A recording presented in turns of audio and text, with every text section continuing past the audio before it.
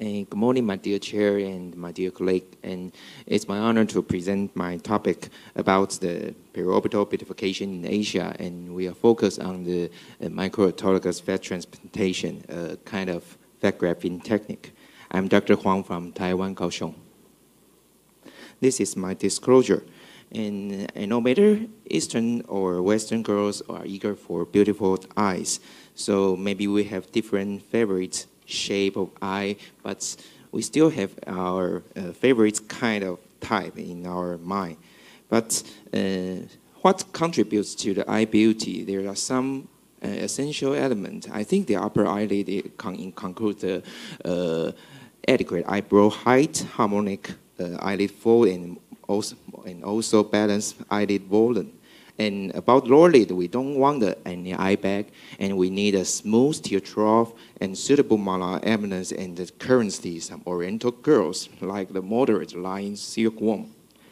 But as we know, talking about the aging orbit, there may be we may encounter some shrinkage of the upper eyelid volume and the laxity of the orbicularis oculi and descent of the literary junction. There's we can see from the textbook. We know the symptom signs and from the aging orbit. So this is the real cases we may met in our daily practice. In the left side is a girl with a sunken eyelid with multiple folds, even though she is quite young.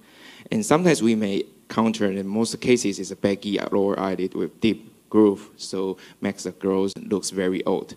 And even bad and even worse, we may encounter both question and both problem in the same cases. The sunken eye combined the baggy lower eyelid.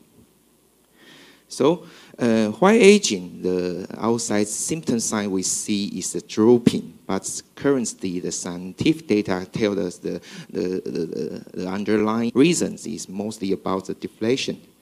So the Dr. Patrick proposed the idea of augmentation blepharoplasty in 2013. He published it in Aesthetic Surgery Journal. So no matter just the resection procedure, he wants to add in more idea about the augmentation. So he proposed the importance of the fat grafting. As we know, the fat grafting technique is still evolves. So from the 1983, Dr. Neuber first published the first fat grafting, and the following Dr. Goldman, structural fat grafting was quite famous, and the new idea of micro fat grafting, and Dr. Lin proposed the MAFT technique in 2012.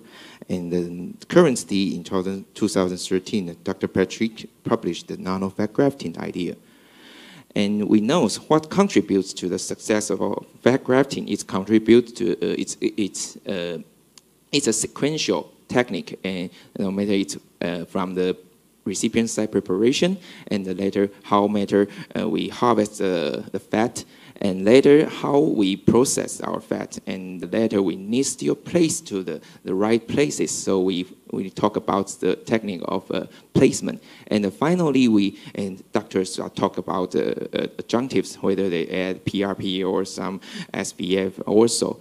But currently of the fat grafting idea, I think is from the field, just the field, the volume. It's evolved to the repair the tissue, and some kind of idea includes the regenerative medicine. So, and we are now focused on the MAFT technique. And MAFT technique, what it stands for? It stands for is microautologous fat transplantation. And this is a technique just focus on the fat placement. So it's and we can see from these pictures, use a special technique and a special instruments, you can define your fat parcels in very small kind parcels, and from the 1/16 to 1/14. And 1/16 and 1/14 means the fat parcel is just 1 milliliter in its diameter. So you can use this technique to contour the very fine area, such as the periorbital area. So this is a real video. Sorry.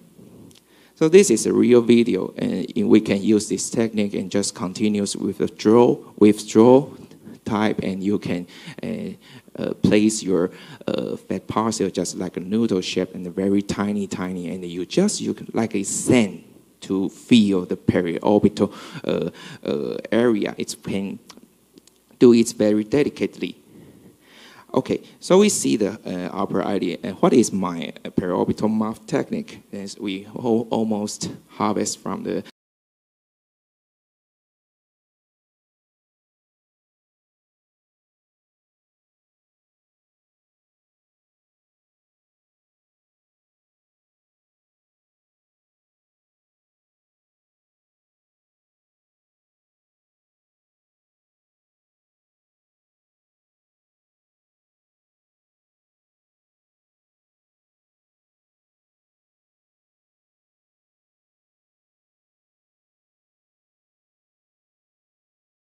then to feel the periorbital area. It's can do it very delicately. Okay, so we see the upper idea. What is my periorbital MAFT technique? Is we almost harvest from the lower abdomen or inner side, and we follow the common technique. We centrifuge it to it's a very condensed fat, and then we place the fat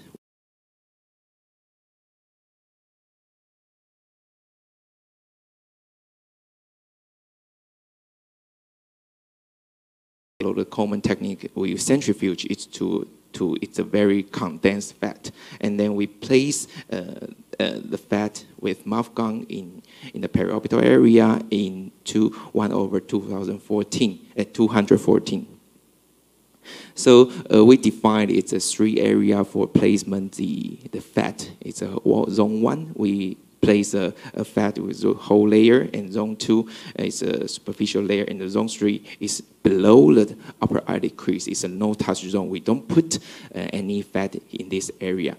So we can see the outcome and the post-operative pictures 18 months later.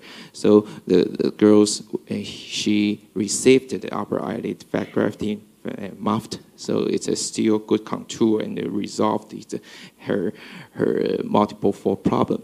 And we can see the fine pictures. It's still fat is still there, and post 18 months later. And this is a middle-aged woman with the sunken eyelid and multiple fold. We also just inject fat to give her upper eyelid some adequate volume. And we can see the post-operative 2 years picture is still, the fat is still there, and the contour is smooth. And sometimes we encounter some endo-forehead lift. There's still some sunken eyelid. We will do the fat grafting at the same time. So we published this idea in the PRS Go 2014. And this is an animation and a real video. It's a zone 1 is in front of the upper orbital rim, and the zone 2 is just a pre-septum, and we just a superficial inject, and we don't do any fat grafting below the upper eyelid crease.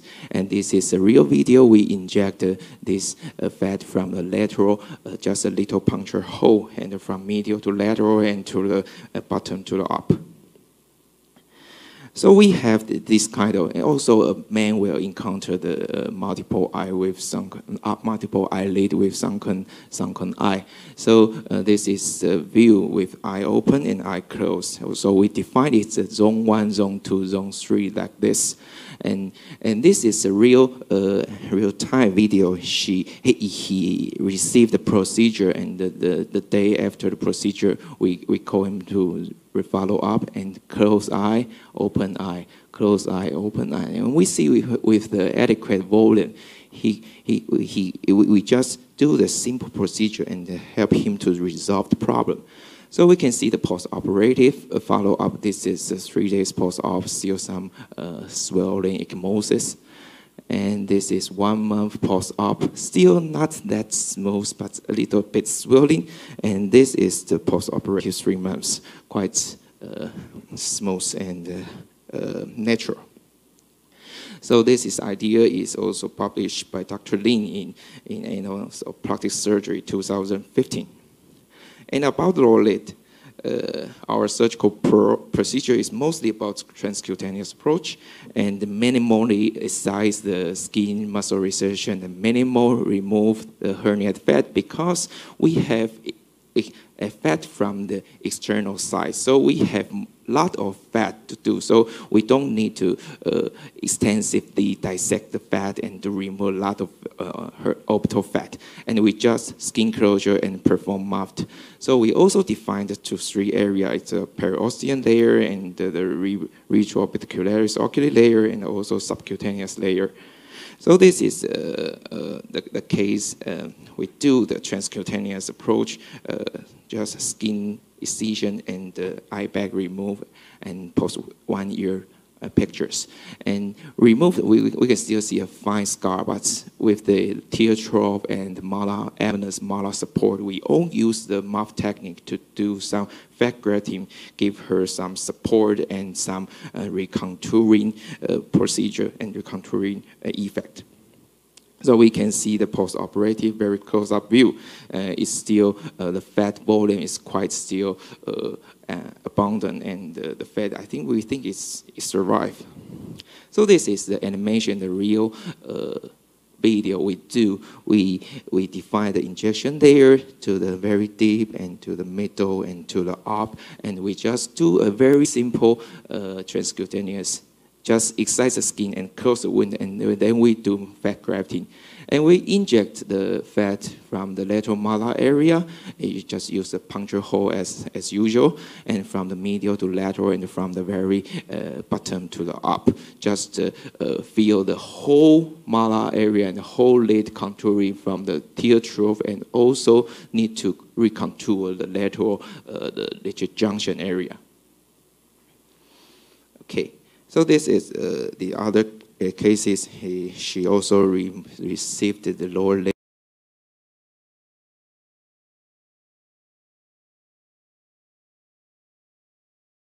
area.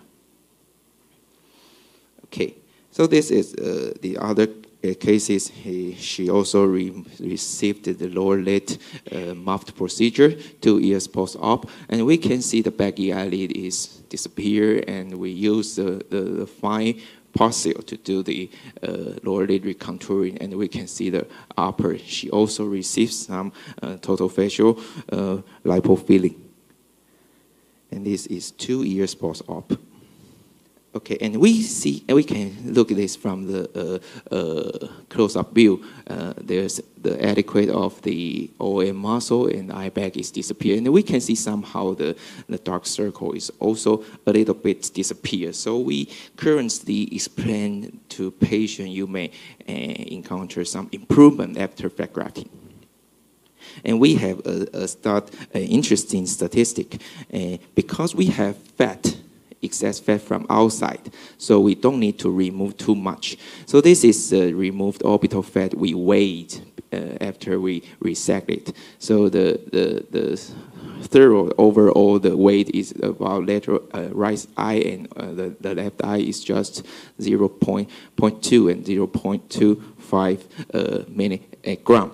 But the external adding the fat, the MAFT is 2.5 cc to 2.60 cc. So it's we think the volume is much more than the volume you removed. So just transposition of the fat we think is not really enough, because there's much more volume defects about the lower lid.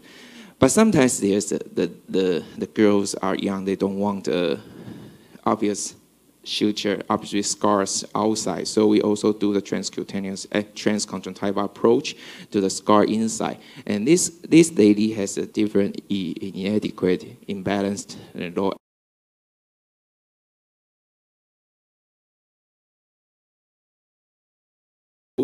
to the scar inside. And this lady has a different inadequate, imbalanced low baggy eyelid, and we do the transconjunctiva, remove the fat, and also do the fat grafting. And we think this is a very important area to give her the malar supporting. So we call this the static lower lid view, and currently I will ask my patient to smile to see some dynamic lower lid view. So we can see the current girls like a pre-molar fullness. So we can also simultaneously adding some fat in this area to give her a good smiling appearance. And also, Dr. Lin has also used this technique to do the total facial rejuvenation and publish in an aesthetic surgery textbook. And so these young girls, even though she's just around 30 years old, but she looks tired and old age, and so she ask for total facial fat grafting, and we do this area, and we focus on the lower lid area. We can see the fat grafting, and post-operative 6 months, we think the fat is quite stable, and there's a contour is good, and the improvement of the fine wrinkles also, and improves of the lower lid and the dark circle. And this is the stuff of our nurse. And so she also received the total facial rejuvenation with fat, so post-operative 10 minutes. Okay.